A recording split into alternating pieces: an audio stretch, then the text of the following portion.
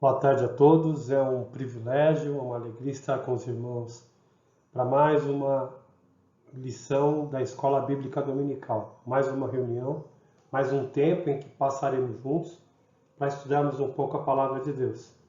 Nós estamos estudando a revista baseada no livro de Hebreus e o título da revista é A Supremacia de Cristo e hoje nós estaremos estudando aí a lição de número 6. O título é Cristo, o Grande Sumo Sacerdote.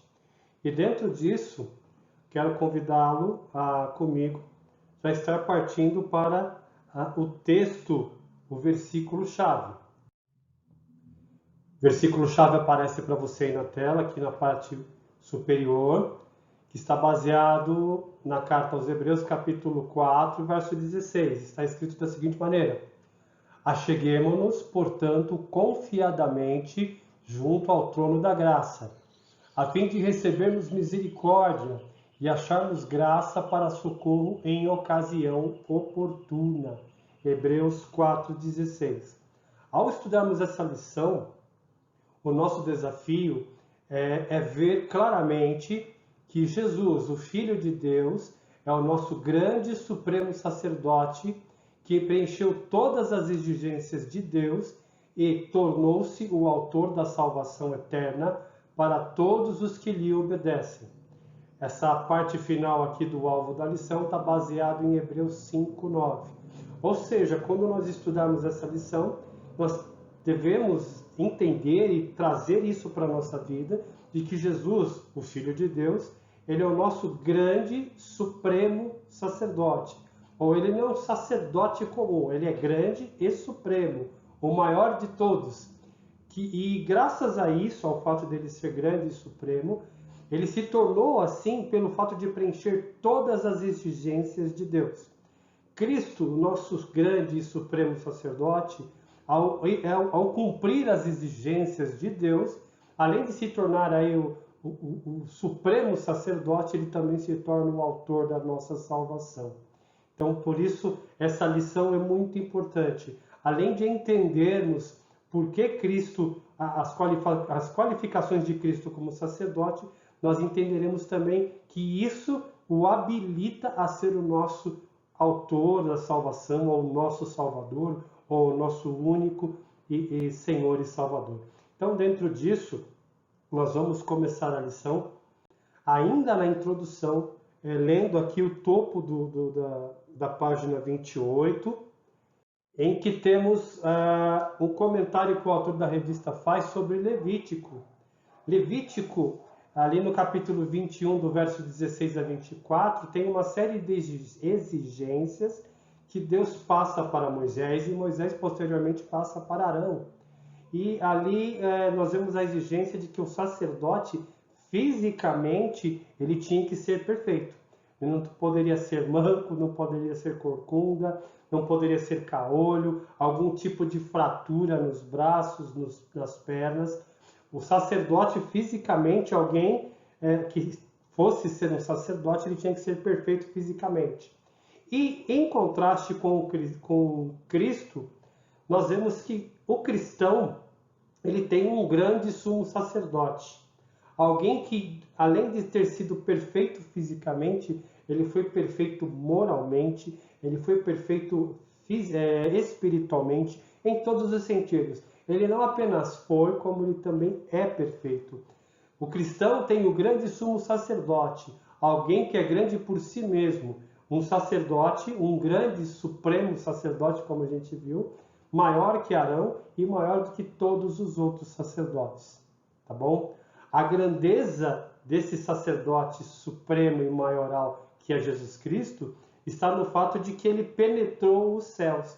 Os sacerdotes, eles além de terem que ser perfeitos fisicamente, toda vez que eles tinham que oferecer as oferendas, eles tinham que se purificar para entrar depois no Santo dos Santos. Mas Jesus Cristo, ele foi além do Santo dos Santos, ele penetrou nos céus. E aqui a gente usa o texto de Hebreus 4,14, está aqui embaixo, tá bom? Tendo, pois, Jesus, o Filho de Deus, como grande sumo sacerdote, que adentrou os céus, conservemos firme a nossa confissão de fé.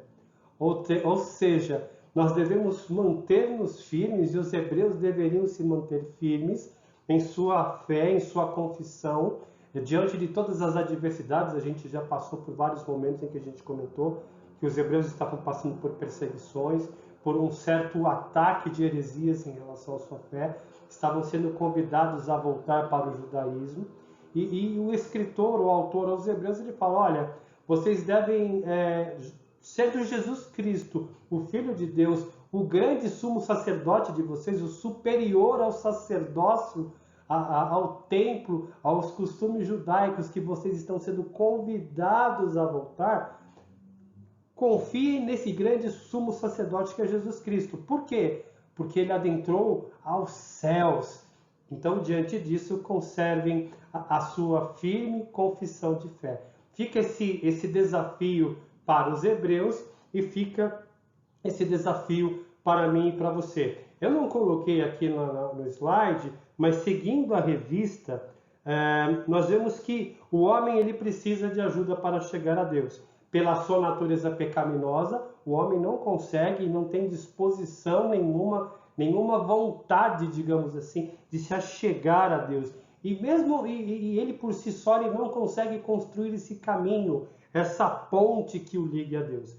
Porém, Jesus, o Filho de Deus, é o nosso grande sumo sacerdote, que foi para o céu a fim de nos ajudar. Estou lendo a revista, tá bom? Portanto, não devemos deixar nunca de confiar nele. Por isso o escritor retoma este tema de grande relevância, o ministério de Cristo como nosso intercessor.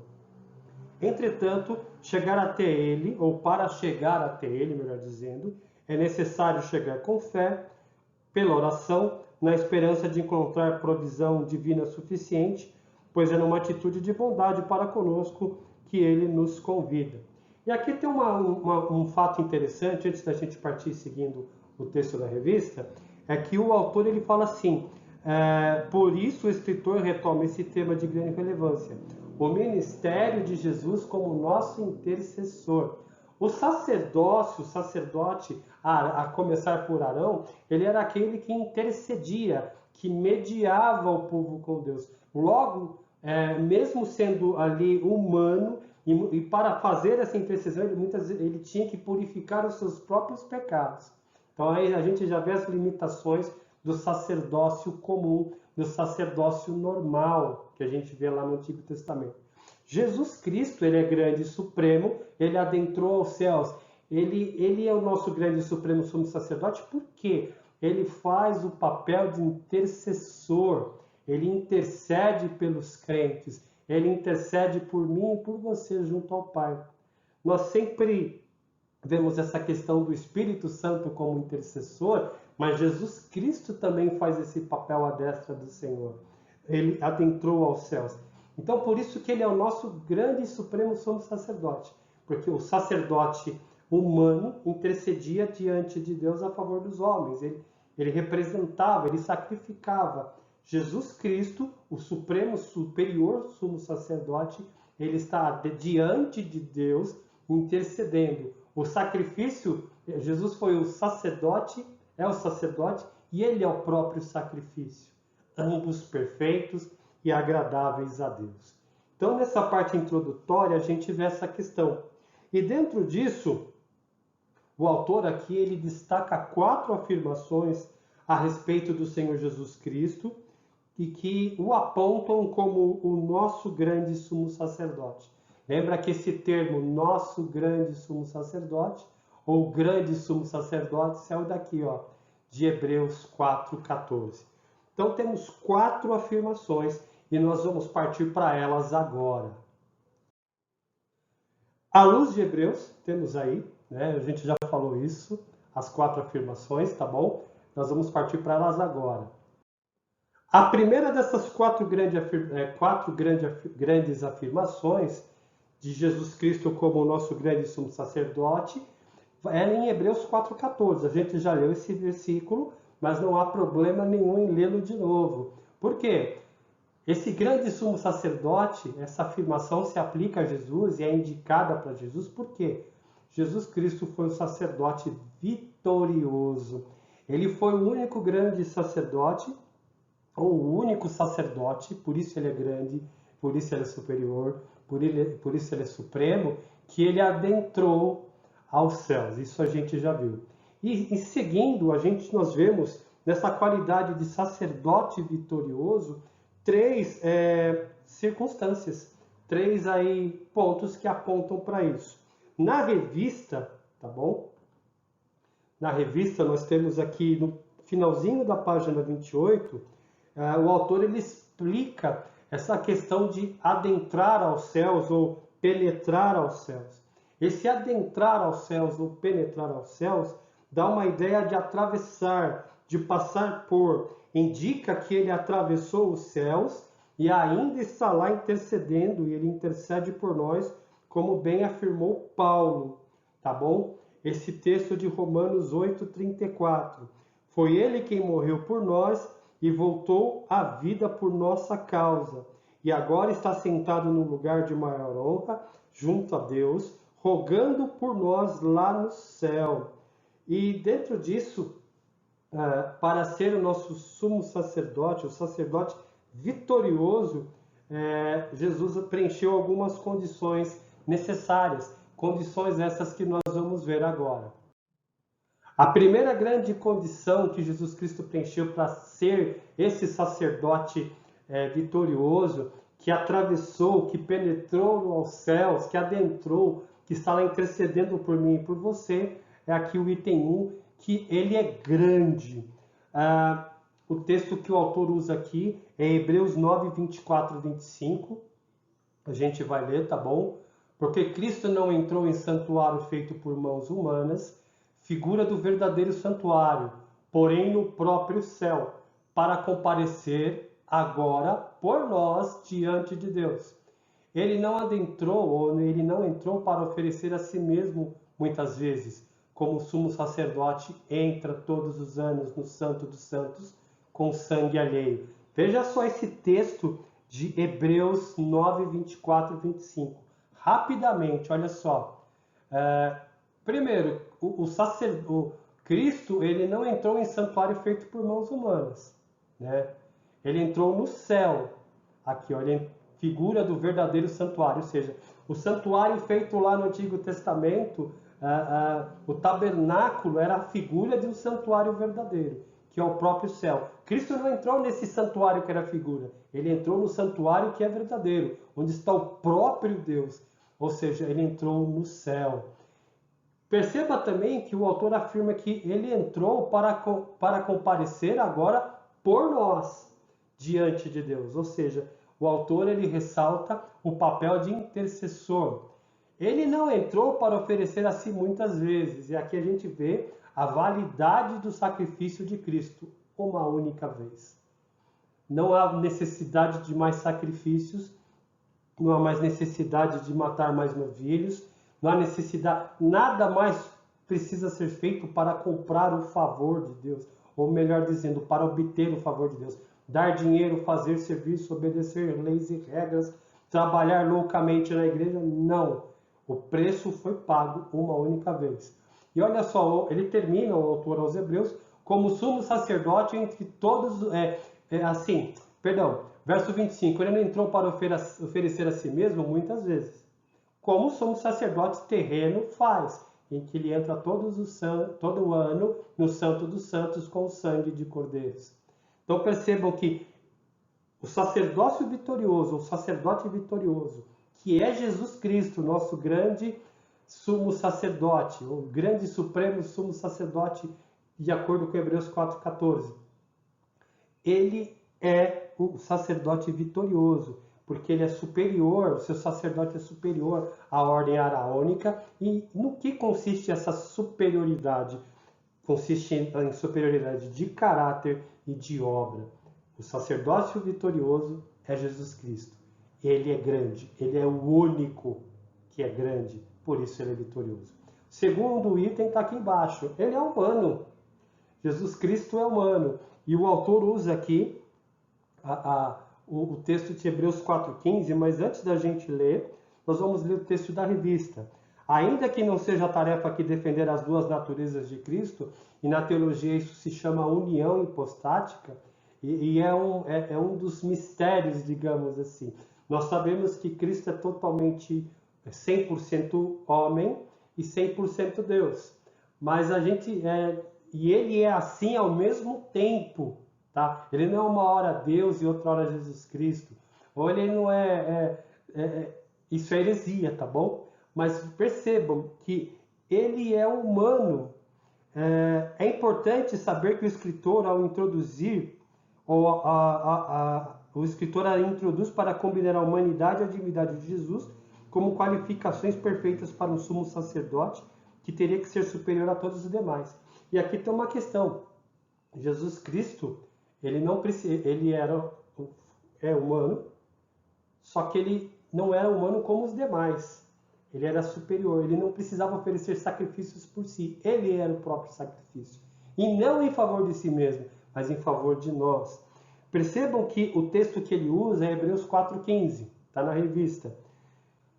Porque não temos sumo sacerdote que não possa se compadecer das nossas fraquezas. Pelo contrário, e aqui olha a humanidade de Cristo. Ele foi tentado entre todas as coisas, a nossa semelhança. A gente vai ver isso para frente, a questão da compassibilidade de Cristo, o que isso implica.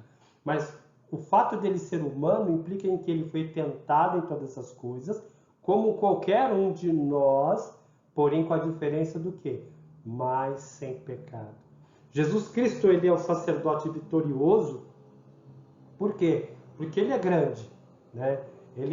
Nós vimos aqui no ponto 1, ele é grande. Ele entrou para oferecer uma vez só um sacrifício que os sacerdotes comuns faziam todo ano. Ele entrou aos céus, ao verdadeiro santuário, e não a uma réplica do que tinha aqui na terra, que era algo transitório, que era a sombra de algo no futuro. E agora a gente viu que ele é humano. Humano como eu e você, no sentido de que ele foi tentado, ele sofreu, ele se cansou, Jesus chorou, mas ele, ao contrário de nós, ele não pecou. E o terceiro item desse primeiro ponto, em que para ser sacerdote, Jesus Cristo ele tinha que satisfazer algumas condições necessárias do sacerdote vitorioso, nós vamos para o terceiro ponto, que é, terceiro ponto aqui, Jesus Cristo é um sacerdote divino. E o texto que o autor usa aqui é Hebreus 4,14, outra vez, mas não tem problema. Quantas vezes ele aparecer aqui, a gente lê. Tendo, pois, Jesus, o Filho de Deus, como grande sumo sacerdote que adentrou os céus, conservemos firmes a nossa confissão de fé. Um outro sinal do grande sumo sacerdote é evidenciado na designação Jesus, o Filho de Deus. A frase é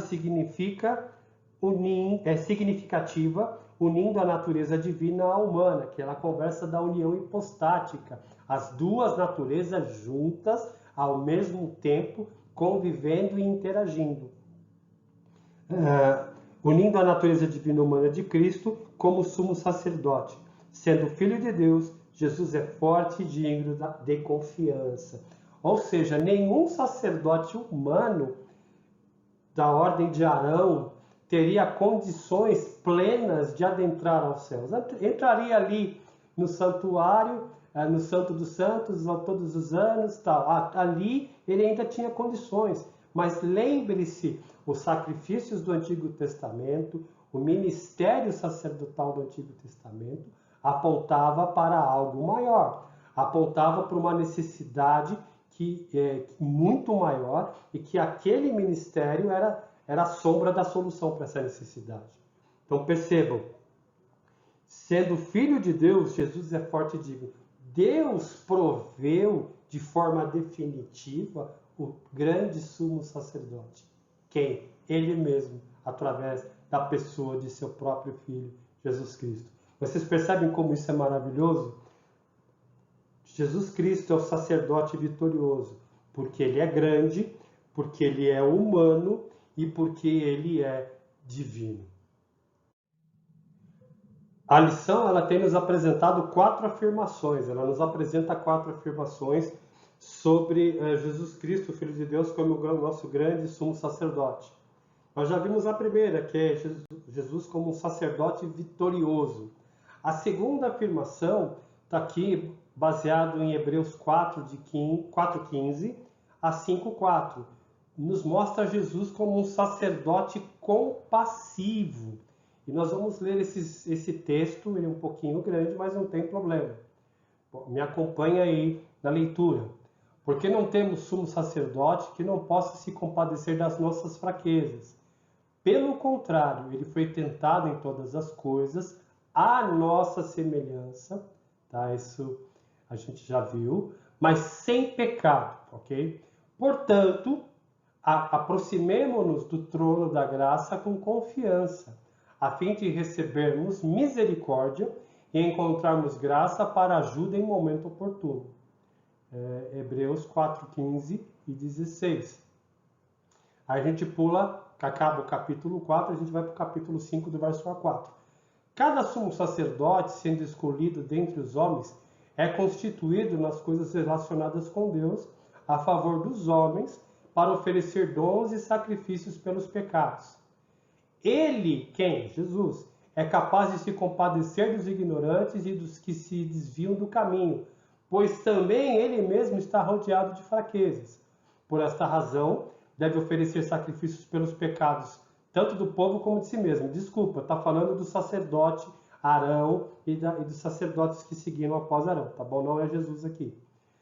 E ninguém toma esta honra para si mesmo, a não ser quando chamado por Deus, como aconteceu com Arão, tá bom? Então, esse versículo de 1 aqui a 4 do capítulo 5 está falando do sacerdote Arão. Agora percebam, a gente vai para a revista, vou ler aqui a parte que introduz esse segundo ponto aqui, o sacerdote compassivo. A Bíblia é um livro cheio de convites importantes. Ela nos convida a uma vida de oração e santidade, amor e obediência, fidelidade e compromisso. Agora somos convidados a entrar ousadamente no trono do próprio Deus, para lá permanecer em oração e santidade, pois é no seu trono que recebemos misericórdia para cobrir os pecados de outrora, e também achamos graça para nos ajudar em tempos de necessidade. É Hebreus 4:15 e 16.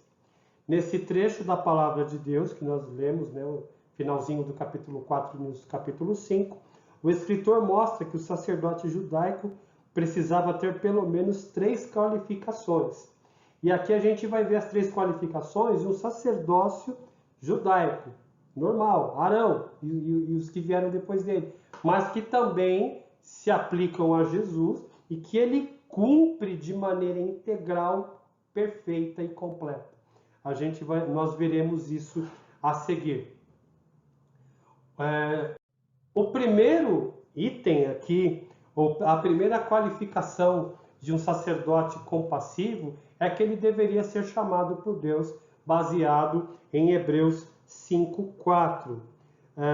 Ninguém pode ser sumo sacerdote porque deseja, porque quer. Simplesmente acorda uma bela manhã, hoje eu quero ser sumo sacerdote.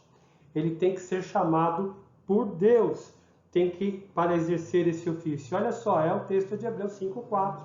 E ninguém toma esta honra para si mesmo, a não ser quando chamado por Deus. E assim foi com Arão, assim foi com todos eles, os sacerdotes que vieram posteriormente. O segundo ponto de um sacerdócio compassivo, um sacerdote compassivo, é que ele deve ser compassivo, tá bom? E aqui, o texto da revista nos afirma o seguinte: o sumo sacerdote, sendo homem, entendo as fraquezas dos homens e consciência das suas próprias necessidades, está sujeito aos seus próprios erros, e como todos os homens, deve prestar conta a Deus. Com isso, ele tem compaixão dos fracos, ou seja, o sacerdote deveria, olhando para si mesmo, saber das suas fraquezas, saber que erra, e assim ele não deveria, digamos, se cultivar um sentimento de orgulho, um sentimento de vaidade e superioridade. Pelo contrário, ele deveria saber que, assim como ele erra, as pessoas a quais ele representa diante de Deus também erram. também tem fraquezas, né? Então isso deveria tornar esse sacerdote alguém compassivo. E olha só, nós vemos o primeiro ponto, ele deve ser chamado por Deus, baseado em Hebreus 5:4. Agora ele deve ser compassivo, baseado em Hebreus 5:2. É aquela parte do início do capítulo 5 que fala sobre Arão. Ele é capaz de se compadecer dos ignorantes e dos que se desviam no caminho, pois ele mesmo está rodeado de fraquezas. O sacerdócio judaico, o sacerdote ele deveria ter essa qualificação de saber também de se compadecer com a fraqueza do próximo, com as dificuldades do próximo. O terceiro ponto é que ele deve ter consciência dos seus próprios pecados, tá bom? Está no início da página 30. Como representante do povo perante Deus, ele tinha que oferecer sacrifícios tanto pelo pecado do povo como pelos seus próprios pecados. E aí está ali o meio, né, do capítulo 5, de 1 a 4, versículo 2 e 3. Ele é capaz de se compadecer dos ignorantes e dos que se desviam do caminho, pois também ele mesmo está rodeado de fraquezas, a gente já leu isso no item anterior. Por esta razão, deve oferecer sacrifícios pelos pecados, tanto do povo como de si mesmo. E aqui a gente vê essas qualificações, né? Vou até voltar aqui na revista. Ele deve ser, o sacerdócio compassivo deve ser chamado por Deus, deve ser compassivo e ter consciência dos seus próprios pecados. Jesus, ele apesar de ser supremo sacerdote, ele sofreu todo tipo de tentação. E por isso ele sofreu, tá bom? Tipo de tentação, sofrimento, sentimentos, né? Mas ele não pecou. Cabe-se aqui esse ponto, tá bom? Por isso que ele é compassivo. Ele nos entende. Assim como os sacerdotes judaicos, né, deveriam ser compassivos, saber que estava rodeado de fraquezas e entender a fraqueza dos outros, Jesus também estava rodeado de fraquezas e isso o capacita a ser compassivo. Por isso somos sustentados pela sua compaixão. Hebreus 4:15. Mas ele foi superior a todos os demais sumos sacerdotes, pois não precisava oferecer sacrifícios pelos seus próprios pecados, já que não cometeu nenhum. Percebe que o fato de Jesus ser tentado, de passar dificuldades, de viver aqui aquilo que a teologia chama, quando ele desce do céu, ele deixa o céu e encarna aqui, como uma fase de humilhação, né? De humilhação, de estar entre os homens, deixar ali a presença do Pai, estar aqui entre os homens. Isso é importante, esse lado humano de Jesus é importante, porque Jesus ele experimentou de forma própria e pessoal as dificuldades da natureza humana. A diferença, ao contrário de nós, ele não pecou, ele não foi falho. E graças a isso, ele compreende, ele entende, ele pode ter o que a revista chama aqui de compaixão por mim e por você. Jesus Cristo, o homem, tem essa compaixão. E ele sendo divino, o torna diferente de qualquer outra divindade ou suposta pseudo-divindade que existe. Por quê? Jesus Cristo, ele sendo Deus, através de sua humanidade, ele pode ter compaixão de nós. Temos um Deus, temos um Filho que entende as nossas dificuldades. Ele se compadece. Isso também é importante no papel dele como intercessor. Um compassivo intercessor. É como se, assim, me perdoe se eu estiver falhando aí no raciocínio, mas olha, é como se ele chegasse: Pai, tem misericórdia do fulano. Eu sei o que ele passa. Eu sei o que ele está sentindo. Eu intercedo junto a ele, Pai. Eu intercedo junto ao Senhor por ele, porque eu sei as dificuldades que ele tem.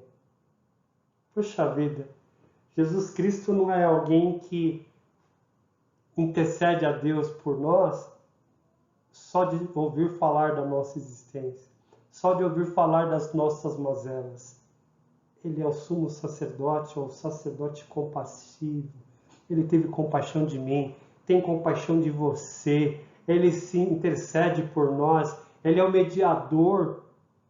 O texto de Timóteo, não existe nenhum outro mediador a não ser Jesus Cristo.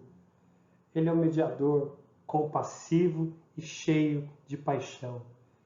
Se por um lado ele é compassivo, ele é intercessor, por outro lado, ele não precisa interceder por ele, porque ele não pecou. Ele é o sacerdote supremo e ele foi o sacrifício supremo, definitivo, uma única vez e ponto, e acabou.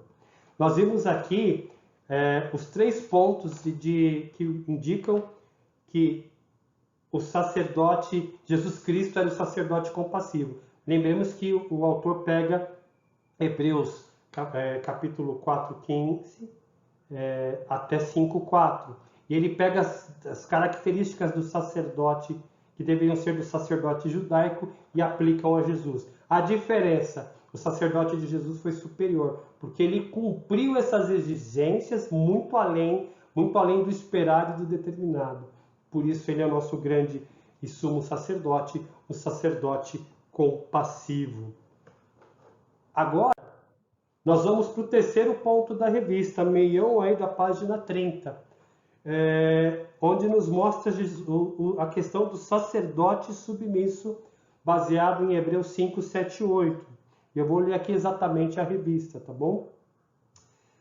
O autor aos Hebreus volta a sua atenção ao lugar onde Jesus experimentou os momentos de maior agonia e crise da sua vida terrena.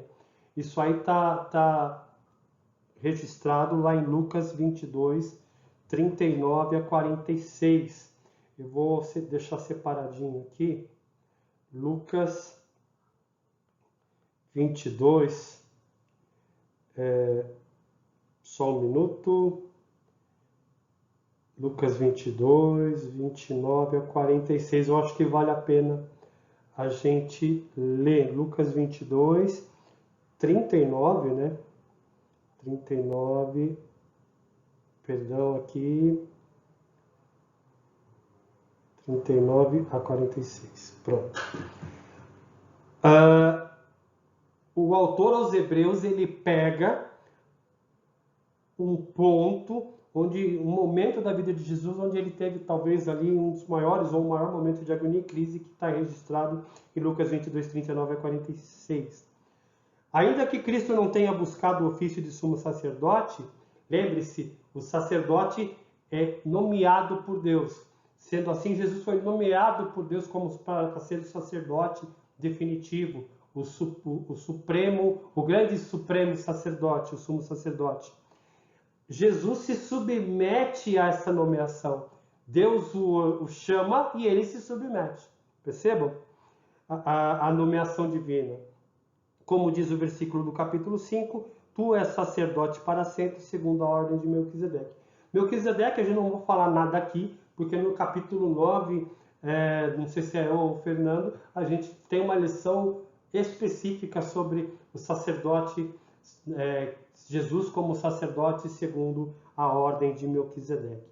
Mas aqui, Jesus como sacerdote submisso, e nós vemos aqui nesse ponto 3 qualificações que mostram por que Jesus Cristo é esse sacerdote submisso. E nós vamos ver agora esses 3 pontos, tá bom? O primeiro ponto, que indica Jesus como esse sacerdote submisso ao chamado do Pai. Primeiro, pela dependência. De quem? De Deus. Jesus era dependente de Deus. E eu vou ler a revista aqui. Nesse ponto, como em Lucas 22, 39 e 46, a triste realidade dos esforços e sofrimentos experimentados por Jesus são expostos. E aqui eu vou ler o texto de Lucas 22, 39 a 46. Então, acompanhado de seus discípulos, Jesus foi, como de costume, ao Monte das Oliveiras. Ao chegar, disse: orem para que vocês não cedam à tentação. Verso 45 a 41. Afastou-se a uma distância como de um arremesso de pedra, ajoelhou e orou. Pai, se queres, afasta de mim esse cálice, contudo que seja feita a tua vontade e não a minha. Verso 43. Então apareceu um anjo do céu que o fortalecia. Ele orou com ainda mais fervor, e sua angústia era tanta que seu suor caía na terra como gotas de sangue. Ele suou muito. Por fim, ele se levantou, voltou aos seus discípulos e os encontrou dormindo, exaustos de tristeza.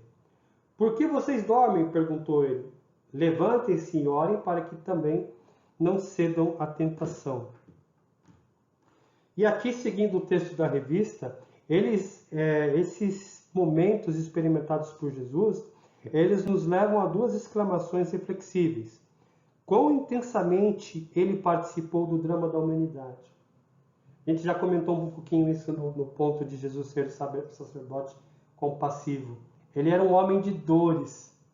Ele experimentava, não só no momento da crucificação, da via sacra ali até a cruz, durante a cruz, mas antes, no seu próprio ministério, né? Quão reais e profundas foram as experiências do sofrimento de Jesus? Jesus sofreu mesmo, de verdade, tá bom? Ele se cansou, ele sentiu fome. Eu sempre imaginei Jesus como um carpinteiro.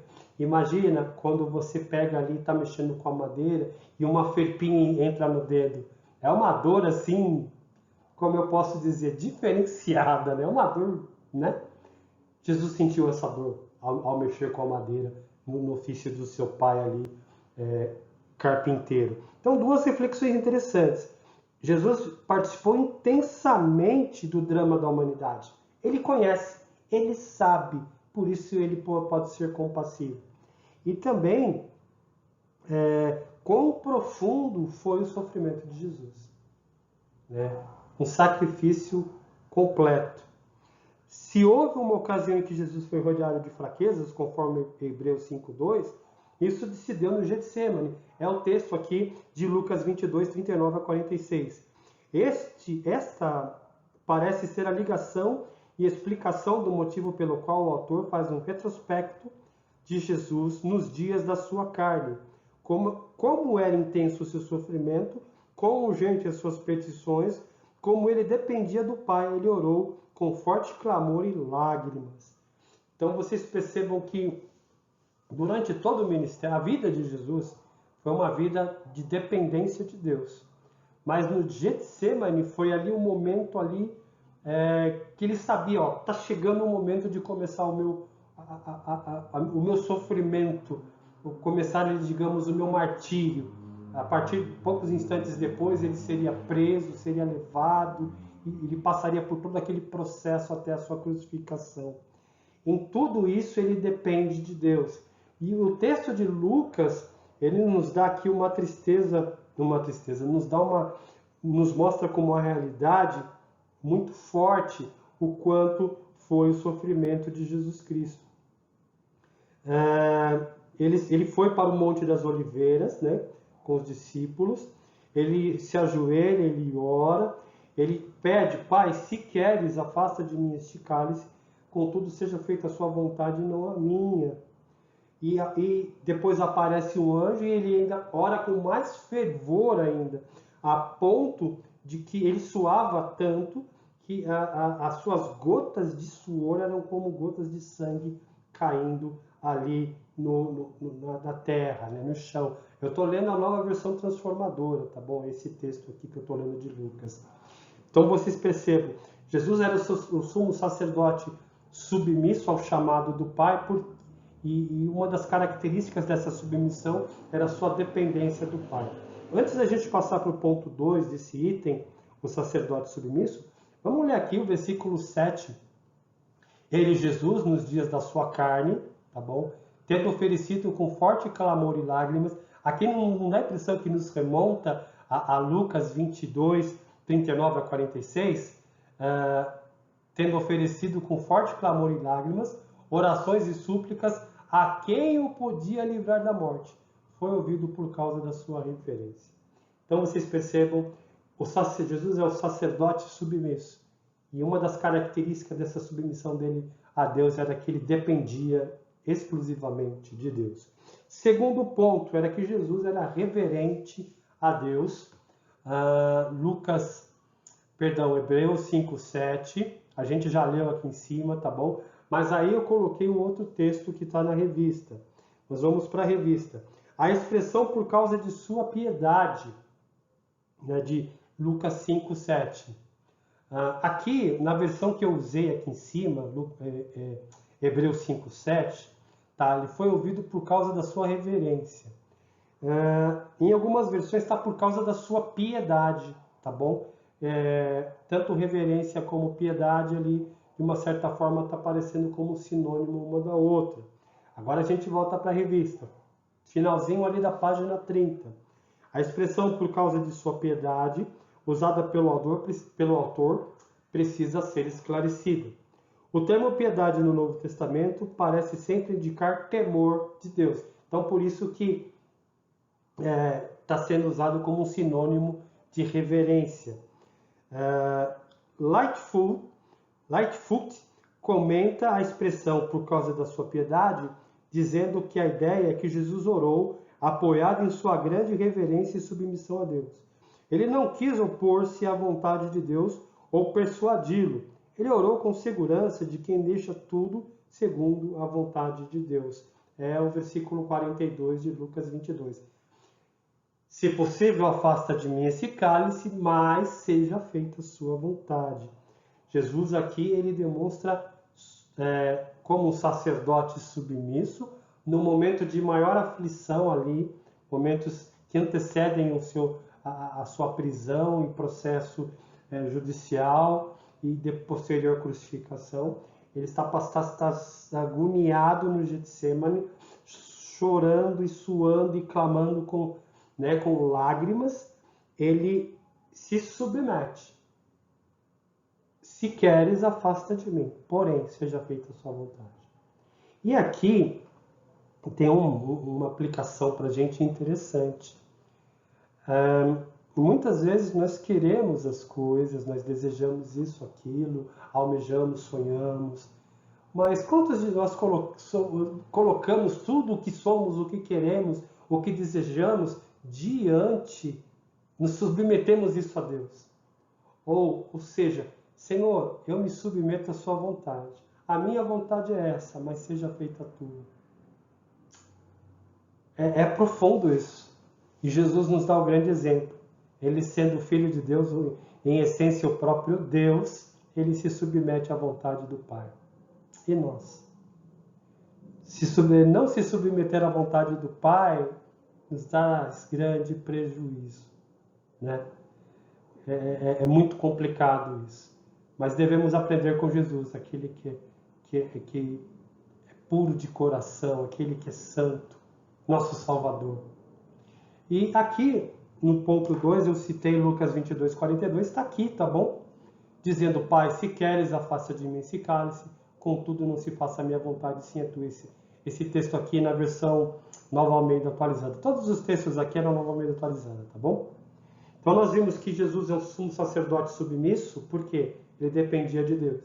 Depois, porque ele era reverente a Deus, ou ele temia a Deus. O terceiro ponto desse item 3, o sacerdote submisso, é que Jesus Cristo era obediente a Deus, baseado aí em Hebreus 5:8. Embora fosse filho, aprendeu a obediência pelas coisas que sofreu. Olha só que lindo, eu vou ler a revista. Há certos paralelos aqui com Filipenses 2, de 5 a 11. Esse texto de Filipenses ali demonstra os dois estados, né? O estado de humilhação de Cristo, onde ele fala que não teve por orgulho, por usurpação, ser igual a Deus e deixar a sua glória e estar aqui entre nós. É um momento de humilhação.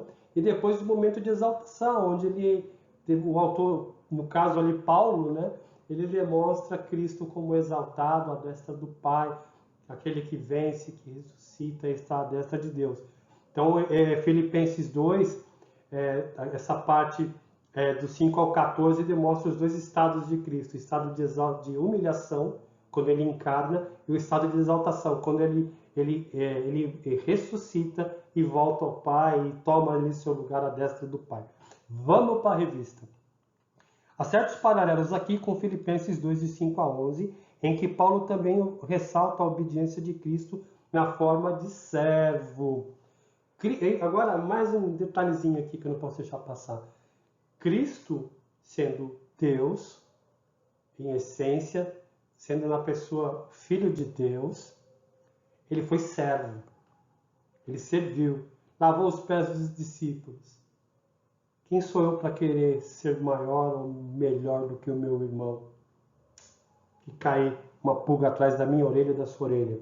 Nessas duas passagens, o servo sofredor de Isaías 56 pode estar presente. Tanto o autor de Hebreus quanto Paulo, ao escreverem, Hebreus 5:8 e Filipenses 2:5 a 11, podem ter tido na cabeça ali o servo sofredor de Isaías 53. Sendo assim, podemos compreender que Deus ouviu as orações de Jesus por causa do seu intenso desejo de obedecer a Deus em todos os momentos da sua vida. Hebreus 5:8, está aqui na tela. Embora fosse filho, aprendeu a obediência pelas coisas que sofreu. E na revista Filipenses 2:8, a si mesmo se humilhou, tornando-se obediente até a morte e morte de cruz.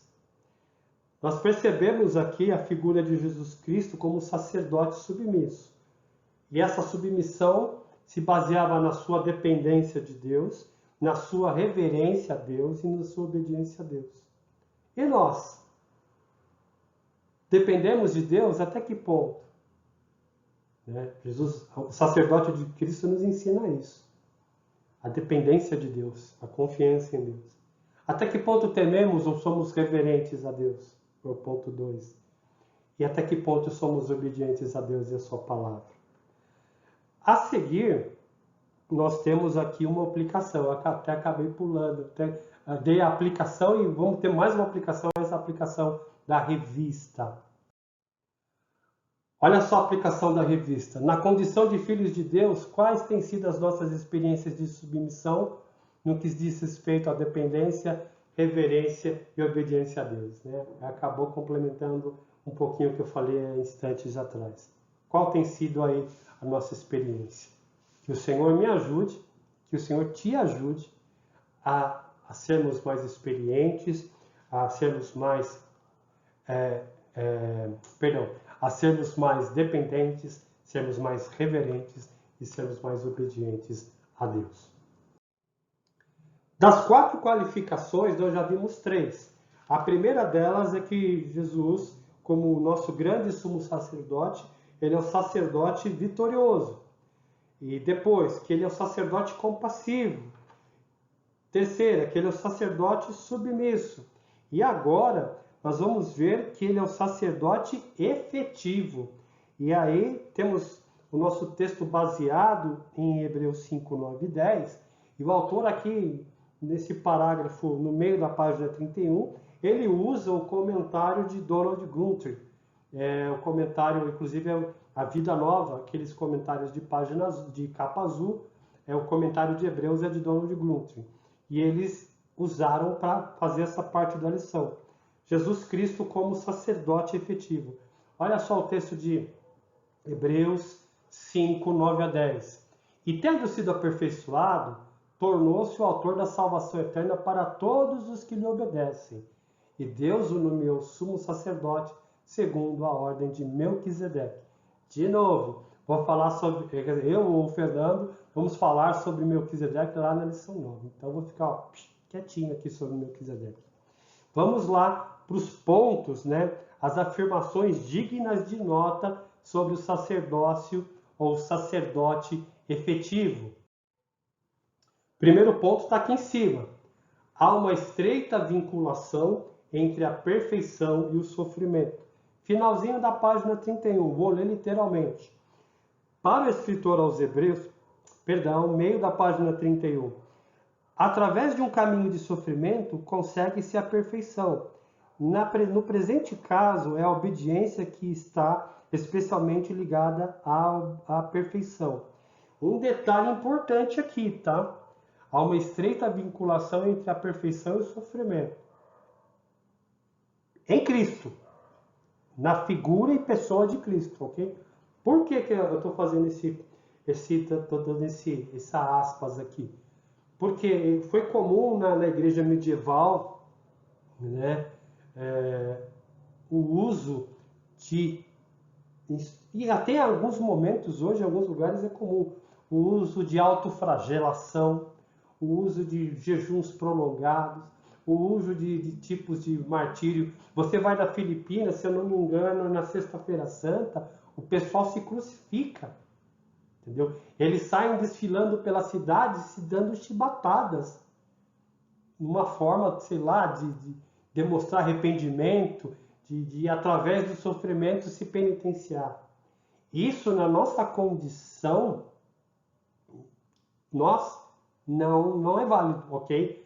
Dá-se a entender, baseado inclusive no que Donald Guthrie falou no seu comentário, que parece que há uma vinculação entre a perfeição de quem? De Cristo e o seu sofrimento.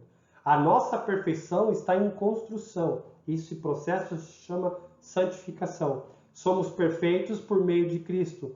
Estamos na posição de perfeição. A sua efetivação na nossa vida dessa perfeição está acontecendo através de um trabalho do Espírito Santo, de um processo chamado santificação, e que terá consumação ou finalização quando? Lá na glória, ok?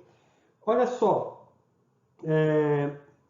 ele cita Filipenses 2, de 8 a 9, olha só. Ele se humilhou, tornando-se obediente até a morte, e morte de cruz. Por isso também Deus o exaltou. Um segundo ponto desse sacerdócio efetivo de Cristo, uma coisa interessante, né? Essa palavrinha aqui, efetivo. O que é uma coisa efetiva? O que é efetividade? Uma coisa efetiva é algo que funciona, algo que tem efeito, algo que realmente traz melhoria, funciona e resolve o problema. Tá bom? Sendo bem assim, bem clarão, assim, né? Bem abertão. No caso, quando fala que o sacerdócio de Cristo é efetivo, é porque ele é único, ele resolve. E voltando lá para o Antigo Testamento, todas as figuras dos sacerdotes, o tabernáculo, posteriormente o templo, os sacrifícios eram paliativos. Eles resolviam o problema para o momento e apontavam para a necessidade de algo maior.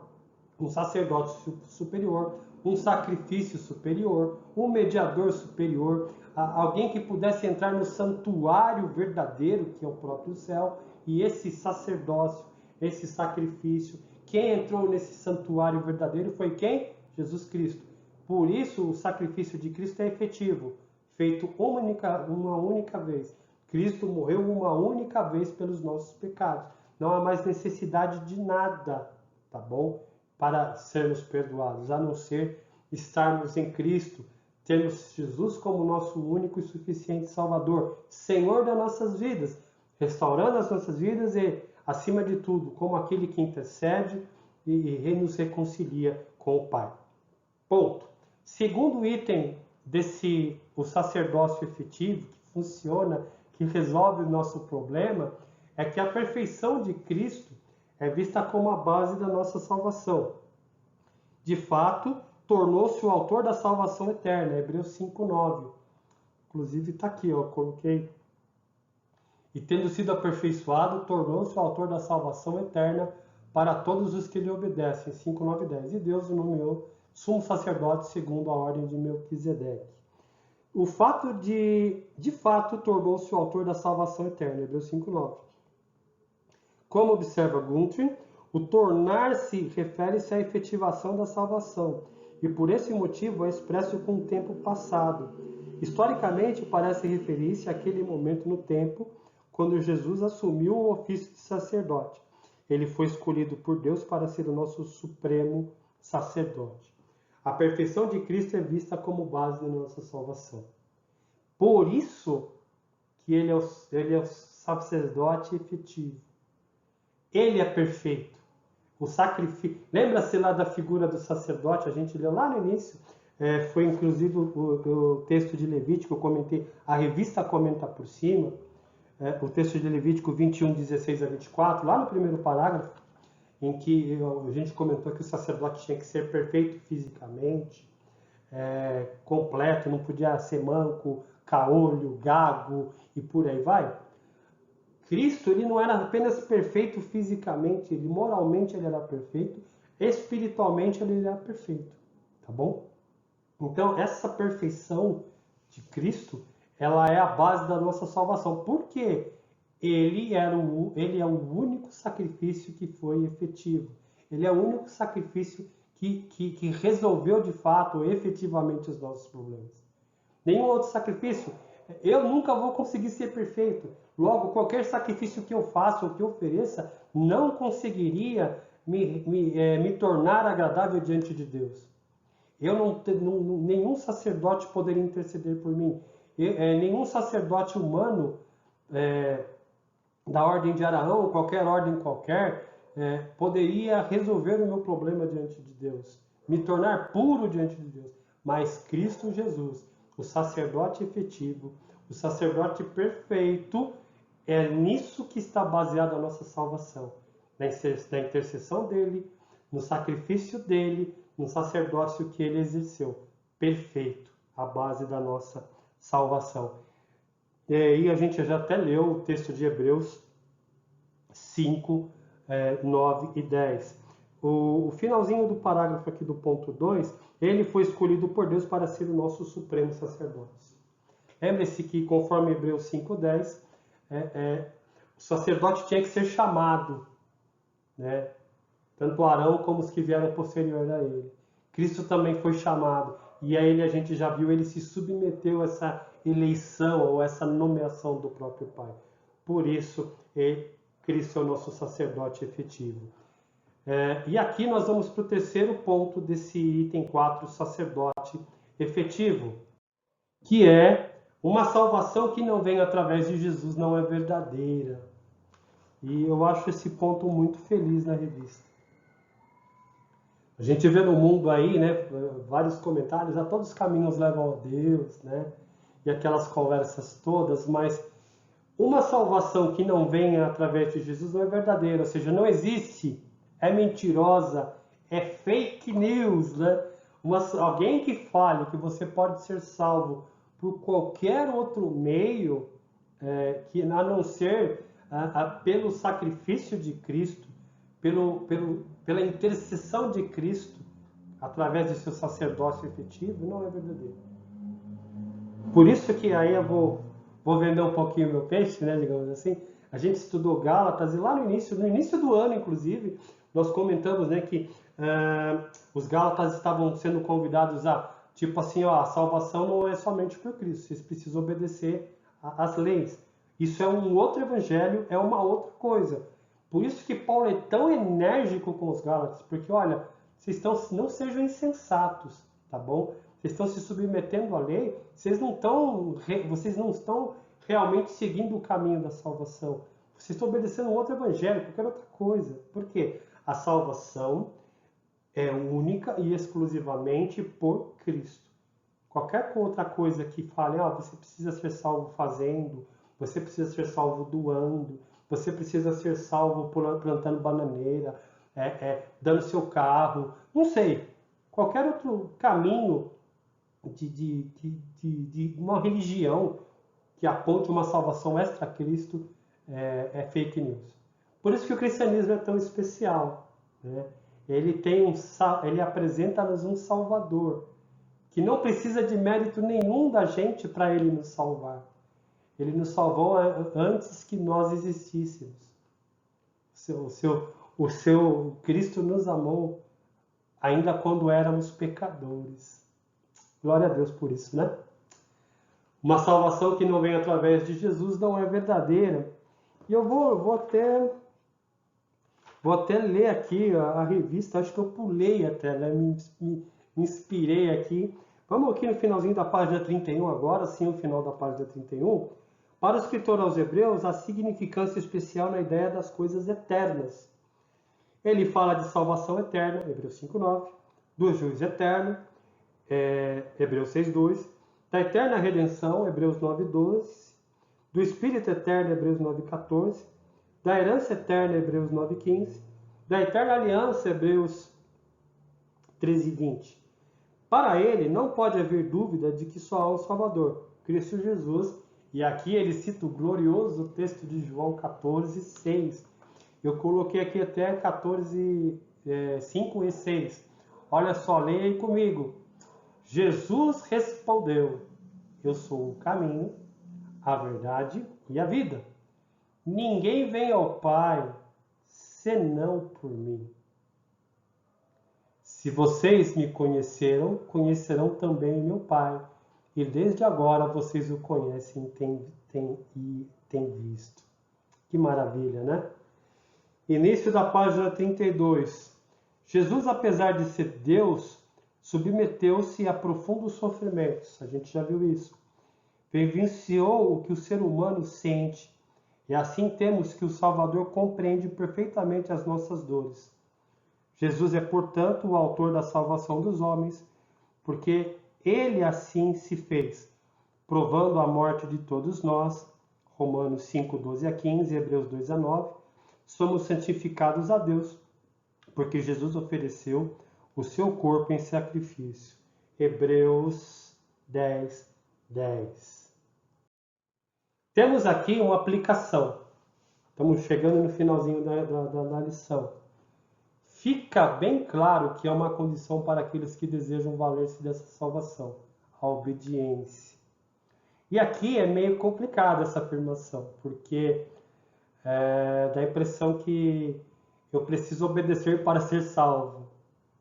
Mas o salvo obedece, tá bom? Jesus Cristo teve a obediência completa, a gente já viu isso. E aqueles que são de Cristo obedecem, procuram obedecer, a desobediência o incomoda.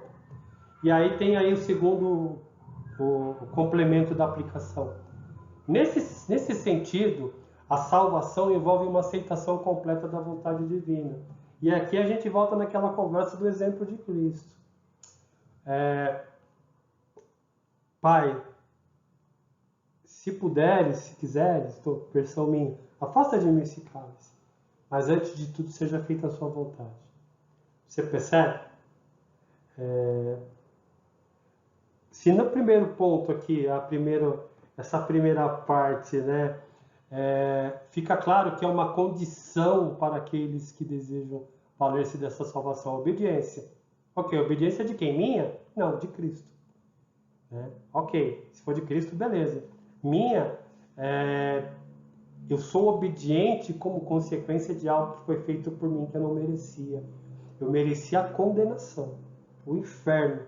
Mas eu te obtive pela misericórdia de Cristo, a intercessão de Cristo, a mediação, o sacrifício, o sacerdócio, a mediação, eu obtive a misericórdia, algo que eu não merecia. E nesse sentido, a salvação envolve uma aceitação completa da vontade divina. Ok, isso, o salvo, ele se submete à vontade divina. E aí, como está a nossa vida? Como salvos em Cristo, a obediência é algo constante na nossa vida. Como salvos em Cristo, aceitamos a vontade divina, nos submetemos à vontade divina. Fica aí mais esse ponto de aplicação para a gente. Aqui nós chegamos à conclusão, tá bom? Vou ler a revista.